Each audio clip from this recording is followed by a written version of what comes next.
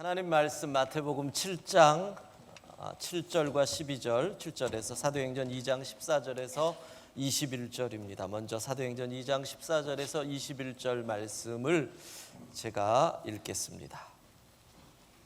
베드로가 11 사도와 함께 서서 소리를 높여 이르되 유대인들과 예루살렘에 사는 모든 사람들아, 이 일을 너희로 알게 할 것이니 내 말에 귀를 기울이라. 때가 제3시니 너희 생각과 같이 이 사람들이 취한 것이 아니라 이는 곧 선지자 요엘을 통하여 말씀하신 것이니 일러스되 하나님이 말씀하시기를 말세에 내가 내 영을 모든 육체에 부어주리니 너희의 자녀들은 예언할 것이요 너희의 젊은이들은 환상을 보고 너희의 늙은이들은 꿈을 꾸리라. 그때에 내가 내 영을 내 남종과 여종들에게 부어주리니 그들이 예언할 것이요 또 내가 위로 하늘에서는 기사를 아래로 땅에서는 징조를 베풀리니 곧 피와 불과 연기로다. 주의 크고 영화로운 날이 이르기 전에 해가 변하여 어두워지고 달이 변하여 피가 되리라. 누구든지 주의 이름을 부르는 자는 구원을 받으리라 하였느니라. 아멘. 마태복음 7장 7절 이어서 읽겠습니다. 구하라 그러면 너희에게 주실 것이요 찾으라 그리하면 찾아낼 것이요 문을 두드리라 그리하면 너희에게 열릴 것이니 구하는 이마다 받을 것이요 찾는 이는 찾아낼 것이요 두드리는 이에게 열릴 것이니라. 너희 중에 누가 아들이 떡을 달라 하는데 돌을 주며 생선을 달라 하는데 뱀을 줄 사람이 있겠느냐. 너희가 악한 자라도 좋은 것으로 자식에게 줄 알거든 하물며 하늘에 계신 너희 아버지께서 구하는 자에게 좋은 것으로 주시지 않겠느냐. 그러므로 무엇이든지 남에게 대접을 받고자 하는 대로 너희도 남을 대접하라. 이것이 율법이요 선지자니라. 아멘. 마태복음 7장 12절을 우리는 흔히 황금률이라고 이야기합니다. 같이 한번 이 황금률을 읽어보겠습니다. 마태복음 7장 12절. 그러므로 무엇이든지 남에게 대접을 받고자 하는 대로 너희도 남을 대접하라. 이것이 율법이요 선지자니라. 아멘. 율법이라고 하는 것은 당시 유대인들이 성경 가운데서 모세오경, 가장 중요하게 여기던 모세오경을 가르치는 겁니다. 가르치는 겁니다. 선지자라고 하는 것은 성경 가운데 예언서, 이사야나 에레미야 같은 것을 선지자라고 이야기한 겁니다. 그러니까 주님께서 이것이 율법이요 선지자니라 하신 말씀은 이 가르침이 황금률이 곧 성경 전체의 가르침이다. 그러니까 성경 전체를 요약한 것이다. 영어 성경에는 요약이라고 하는 단어가 사용이 돼요. 그러면 우리는 조금 의문이 드는 거지요. 야, 성경 전체의 가르침이 요약되면 무엇인지 남에게 대접받고자 하는 대로 너희도 남을 대접하라. 이게 성경 전체의 가르침이라고 할 수 있을까라는 의문이 든다는 거예요.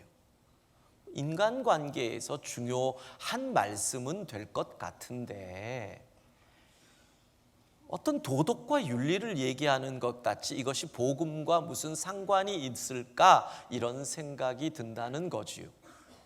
좀 쉽게 풀이해보면 이런 거예요. 섬김을 받고 싶으신가요? 먼저 섬기세요. 인정을 받고 싶은가요? 먼저 상대방을 인정해 주세요. 높임 받고 싶으신가요? 먼저 그 사람을 높여주세요. 이해받고 싶으신가요? 먼저 이해해 주세요. 칭찬받고 싶으세요? 그러면 먼저 칭찬해 주세요. 이런 얘기거든요. 사실 이렇게 살면 우리 인생에 별 문제는 없을 것 같습니다. 부부관계도 내가 높임받고 싶으면 남편을 높여주고, 물론 그 인간이 아무리 높여줘도 무시하기는 하지만 내가 이해받고 싶으면 아내를 먼저 이해해 주면 모든 관계가 이상적이 될 것 같습니다. 그러나 실제로는 쉽지 않습니다. 최근에 네이버 밴드에서 어느 분이 글을 올렸더라고요. 어느 심리학자와 남편의 대화, 이런 글이에요. 심리학자: 당신은 가정을 위해 어떤 일을 하고 있습니까? 남편: 저는 회계사로 은행에서 일을 하고 있습니다. 심리학자: 당신의 아내는요? 남편: 제 아내는 일을 하지 않습니다. 주부거든요. 심리학자: 가족의 아침 식사는 누가 준비하나요? 남편: 제 아내가요. 아내는 일을 하지 않거든요. 심리학자: 아내는 보통 몇 시에 일어나서 무엇을 하는지 아시나요? 남편: 아침을 준비해야 하니 일찍 일어납니다. 제 점심 도시락도 아침을 준비하고 아이들을 학교에 보내기 위해 씻기고 옷 입히고 준비물도 챙기고 아내는 일을 안 하거든요. 질문과 답이 계속됩니다. 아이는 학교에 어떻게 가나요? 아내가 아이를 학교에 다 데려다 줍니다. 아내는 일을 안 하거든요. 아이를 데려다 준 후에 아내는 무슨 일을 합니까? 아내는 무엇을 하나요? 예, 집안 청소를 합니다. 빨래를 합니다. 예, 아내는 일을 안 하거든요. 심리학자 또 묻습니다. 당신은 저녁에 퇴근하고 오면 무엇을 하나요? 남편: 물론 보통 쉬지요. 하루 종일 은행에서 일해서 피곤하거든요. 아내는 저녁에 무엇을 하나요? 저녁 식사를 준비합니다. 설거지를 합니다. 애들 숙제를 돌봐줍니다. 간식을 줍니다. 아이들 잘 시간 되면 씻기고 재웁니다. 아내는 일을 안 하거든요. 남자들은, 예, 오늘 여자들 반응 아주 좋습니다. 남자들은 아내는 일을 안 한다고 생각하고, 집안에서 하는 일은 일이 아니라고 생각을 하고, 근데 그거를 물론 맞벌이 부부들까지 그렇게 생각하면 더 심각해지지만, 나는 밖에서 일을 한다고 생각을 일반적으로 많이 합니다. 그러면서 남자인 내가 밖에서 하는 일이 얼마나 힘든지 집에서 일 안 하는 아내가 몰라준다고 생각을 합니다. 그러나 황금률은 이렇게 말하는 겁니다. 남편인 내가 하는 일이 귀하게 여김받고 싶은 만큼 아내의 일을, 집안에서의 일을 귀하게 여겨라. 밖에서 내가 하는 일이 힘들다고 인정받고 싶은 만큼 집안의 일이 힘든 것을 인정하라. 아무도 아멘도 안 하시고 그냥 무시받고 사세요. 그럼 쉽게 생각하면 타인의 입장에서 생각하라는 말이지요. 여러분, 아내의 존경을 받고 싶으면 받고 싶은 만큼 먼저 아내를 존경하세요. 남편이 나를 존귀하게 여기게 하고 싶으면 먼저 남편을 존귀하게 여기세요. 우리는 흔히 그렇게 얘기합니다. 내가 공작 부인의 대접을 받고 싶어 해요. 근데 내 남편을 공작처럼 대접은 안 해요. 공작처럼 대접을 해야 내가 공작 부인의 대접을 받거든요. 근데 공작처럼 대접은 안 하고 부엌대기처럼 대접을 하고 자기를 그렇게 한단 말이에요. 대접받고 싶은 대로. 그러나 이 황금률을 이렇게까지만 해석을 하면 이거는 사실 율법이요 선지자라고 얘기할 필요 없이 그냥 잠언에 나오면 되는 거예요. 왜 율법이요 선지자, 성경의 가르침의 요약, 이렇게 주님이 말씀하셨을까요?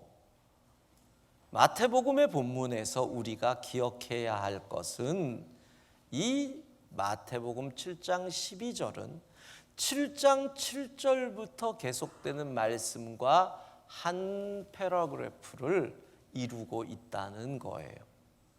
7장 7절부터는 무슨 말씀이 나오느냐 하면 기도에 관한 말씀이 나와요. 7절 같이 읽어봅시다.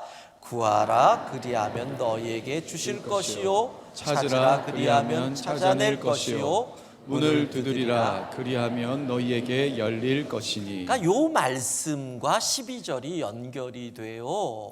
그래서 9절로 가면 아들이 떡을 달라 생선을 달라고 할 때 아들에게 뱀을 주고 전갈을 줄 아버지가 어디 있느냐? 하물며 너희도 그러는데 하늘 아버지께서 구하는 너희에게 좋은 것을 주시지 않겠느냐? 그리고 12절이 연결되는데 12절 처음은 뭐예요? 그러므로 접속사예요. 그냥 12절이 뚝 떨어지는 게 아니라 7절부터 11절까지의 말씀, 기도에 관한 말씀과 연결된다는 거예요. 그러니까 기도에 관한 말씀의 결론을 주님은 12절에 낸다는 얘기예요. 인간관계에 있어서 지혜, 이렇게 끝낼 수 없는 말씀이라는 뜻이죠. 그러면 마태복음 7장 7절부터 22절까지를 잘 해석하려면 성경은 성경으로 풀어라. 비슷한 내용의 말씀이 나온 사복음서의 다른 곳을 볼 필요가 있어요. 누가복음 11장에 비슷한 기도에 관한 말씀이 나옵니다. 11장 5절부터 보면 한밤중에 여행 중에 있는 친구가 집으로 찾아왔습니다. 그리고 야, 먹을 것 좀 다오. 이 밤에 먹을 게 다 떨어졌습니다. 냉장고 있던 시절 아니잖아요. 더운 나라잖아요. 먹을 것 남겨둘 수 없거든요. 풍부한 시대가 아니니까 옆집을 가서 두들깁니다. 야, 먹을 것 좀 다오. 지금 몇 시인데 피곤해서 자고 있어. 애들도 다 자. 깨우지 마. 문을 안 열어줍니다. 계속 두들깁니다. 야, 친구가 찾아왔다. 좀 다고. 그때 성경은 이렇게 얘기합니다. 누가복음 11장 8절 읽습니다. 내가 너희에게 말하노니 비록 벗됨으로 인하여서는 일어나서 주지 아니할지라도 그 간청함을 인하여 일어나 그 요구대로 주리라. 그래서 성경은 지금 예수님은 기도 가운데서도 간청하면 주는 게 있다, 기도를 설명하시고 이어서 9절에 구하라, 찾으라, 두드리라. 마태복음 7장 7절이 나와요. 또 그 다음에 뭐가 나오냐면 똑같이 아들이 아버지에게 떡을 달라고 하면, 생선을 달라고 하면 아버지가 그 아들에게 돌과 전갈, 누가복음에서는 뱀과 전갈, 그러니까 돌이 뱀으로 바뀌는 거 외에는 똑같이 나오고 마태복음 7장 11절과 누가복음 11장 13절이 결론처럼 나와요. 잘 보세요. 근데 다 비슷한데 끝에 조금 달라요. 너희가 악한 자라도 좋은 것으로 자식에게 줄 줄 알거든. 너희가 악할지라도 좋은 것을 자식에게 줄 줄 알거든. 하물며 하늘에 계신 너희 아버지께서, 너희 하늘 아버지께서 구하는 자에게, 마태복음에서는 좋은 것으로, 누가복음에서는 성령을 주시지 않겠느냐 하시니라. 그러면 마태복음 7장의 좋은 것은 곧 뭐라는 거예요? 좋은 것은 곧 성령이라는 거예요. 그런데 누가복음은 여기서 끝나요. 기도에 관한 단락이 끝나요.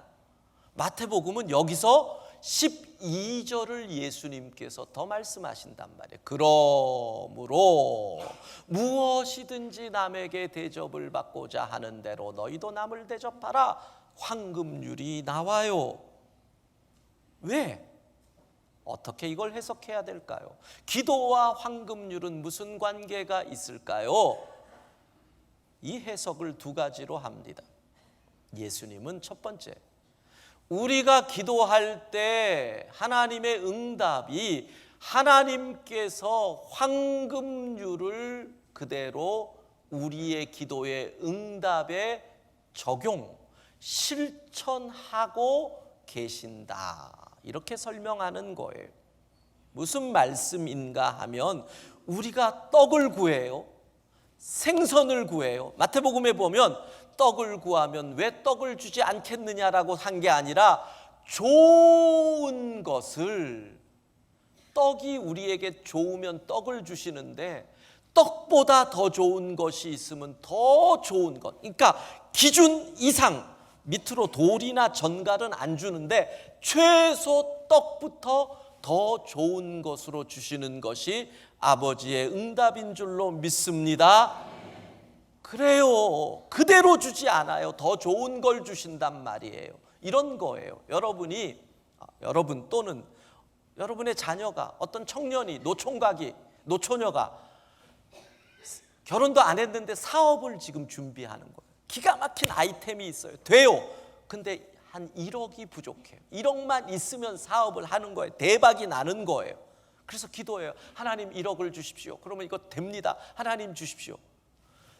떡을 준다 그러면 1억이 와야지요. 좋은 것을 준다고 하면 얘기가 달라지는 거예요. 근데 이 노총각을, 이 노처녀를 어떤 다른 처녀가 총각이 사랑하는 거, 너무너무 착한데, 근데 그 총각이랑 처녀가 재산이 한 100억 정도 돼요. 얼마나 바라고 소망했으면 거기서 이렇게 나올까. 100억 며느리를 바라세요? 보세요. 사랑하는 100억 가진 처녀를 하나님이 붙여주셔요. 총각을 붙여주셔요. 그러면 해결된 거 아니에요. 더 좋은 것, 내가 생각하는 이상을 주신다는 얘기예요.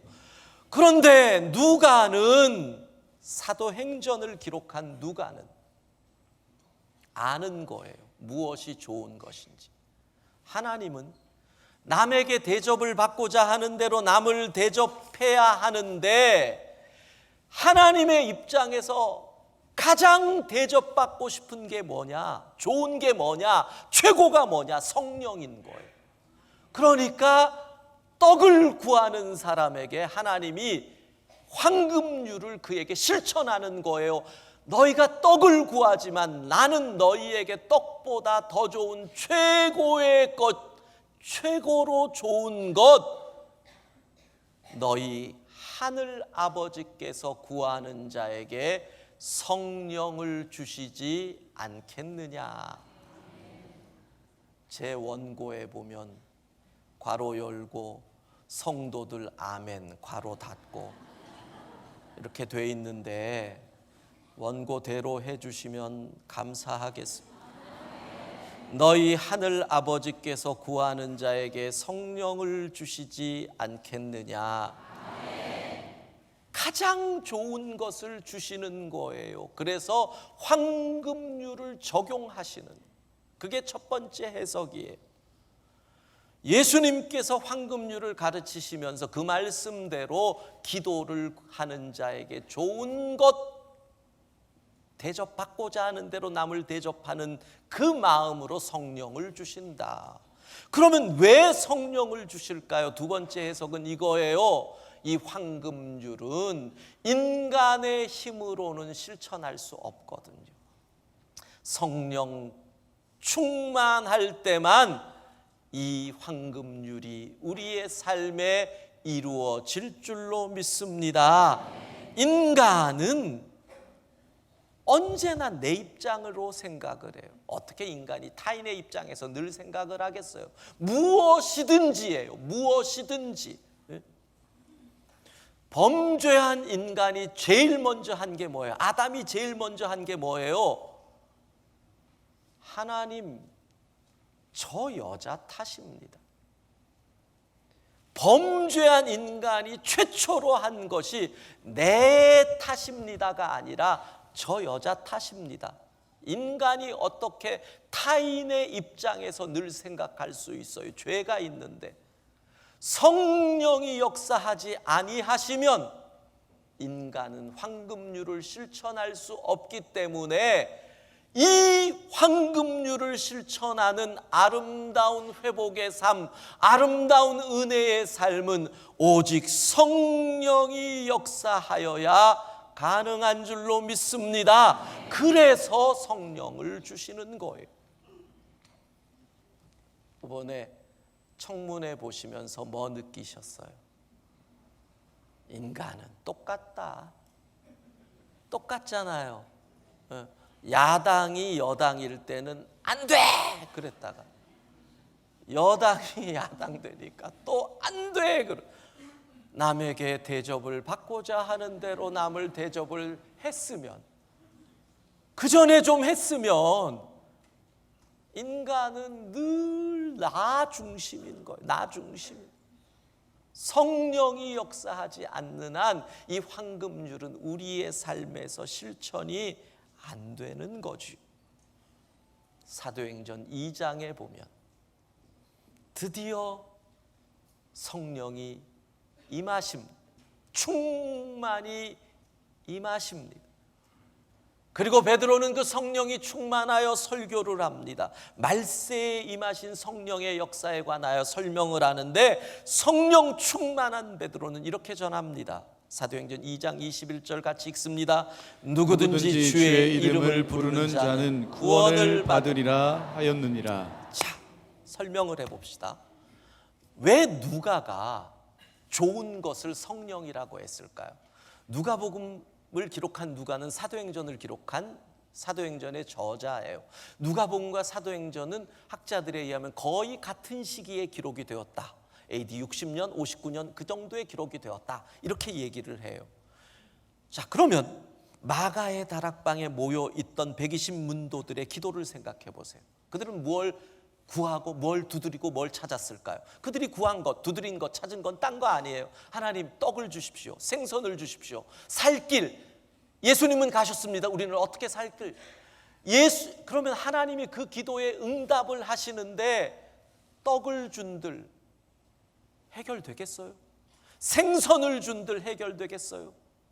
얼마나 그들이 안전하게 살 수 있겠어요? 좋은 것을 주신 거예요. 구하는 그들에게 성령이 강림하신 줄로 믿습니다. 자, 오순절에 성령이 강림하니까 그들이 깨달아요. 무엇을 깨달아요? 예수 이름의 가치를 깨닫게 되는 거예요. 누구든지 주의 이름을 부르는 자는 구원을 받으리라. 와, 예수 복음, 이것이 최고구나. 그래서 예수의 복음을 주는 것이 대접을 받고자 하는 대로 남을 대접하는 삶이라는 걸 알게 된 거예요. 무엇이 제일 중요하냐? 예수 복음. 내가 아무리 부를 가져도 예수가 없으면 헛것이다 깨달은 거예요. 내가 아무리 생명을 가졌어도 예수가 없는 생명은 허사라는 걸 깨달은 거예요. 내가 아무리 안전하게 살아도 예수 없는 안전은 헛된 것을 깨달은 거예요. 성령이 역사하니까 깨달은 거예요. 그래서 그들이 나가는 거죠. 예수 복음을 들고 나가는 거예요. 사랑하는 성도 여러분, 여러분의 남편이 큰 회사의 사장이고 회장일지라도 예수 없으면 그 모든 것은 허사예요. 여러분의 자녀가 스카이 대학을 나오고 대기업에 들어가고 기획실에서 중추의 역할을 해도 예수 복음 없으면 그거 허사예요. 자랑하지 마세요. 예수 없는 것 부끄러운 거예요. 뭘 자랑해요? 그게 예수 없는 부는 타락이에요. 예수 없는 지혜는 세상을 무너뜨려요. 예수 없는 지식은 이 세상에 더 큰 위기를 가져와요. 자랑할 거 하나 없어요. 그걸 어떻게 깨달아요? 성령이 역사하시니 깨닫는 거예요. 예수가 가장 귀한 거구나. 그래서 나가는 거예요. 누구든지 주의 이름을 부르는 자는 구원을 얻으리라. 나가는 거예요. 내 이웃에게 예수를 전해야 돼요. 왜? 대접받고자 하는 대로 남을 대접하는, 섬김받고자 하는 대로 가장 귀한 게 예수인 거예요. 여러분, 무엇이든지 남에게 대접을 받고자 하는 대로예요. 이 무엇은 뭐예요? 시어머니에게도예요. 예수. 내 원수에게도 예수. 예수 그리스도만이 생명이고 예수 그리스도만이 최고인 것을 성령이 강림하니 깨닫고 나아가게 된 거죠. 그리고 이제의 삶이 어떻게 바뀌어요? 황금률의 삶을 성령의 역사로 살게 되는 거예요. 그게 초대교회란 말이에요. 초대교회에서 일어난 사도행전 2장 후반절에 나오는 그 유무상통의 기적이 어떻게 가능해요? 성령이 역사하시니 황금률의 삶을 섬김받고 싶은 대로 섬기고 내가 먹고 싶은 대로 도리어 베풀고, 이 삶이 다시 말씀드리면 예수님처럼 사는 삶, 예수님처럼 사랑하는 삶, 예수님처럼 십자가 지는 삶, 예수님처럼 섬기는 삶, 성령의 역사로 가능한 줄로 믿습니다.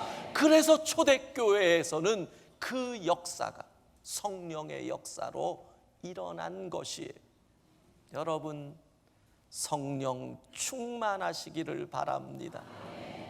그때 황금률의 삶이 우리의 가정에서 일어나는 것, 인격과 인격과 사랑과 사랑이 서로를 세워주는 여러분의 가정이 거기서 시작을 하는 것. 성령 충만하시면 황금률의 삶이 여러분의 회사에서, 돈으로 얽혀서 지배와 피지배가 아닌 사랑으로 서로 섬기는 황금률의 삶이 여러분의 회사에서, 누구 때문에? 성령 충만한 여러분으로 인하여. 성령 충만하시기를 바랍니다. 성령 충만할지어다.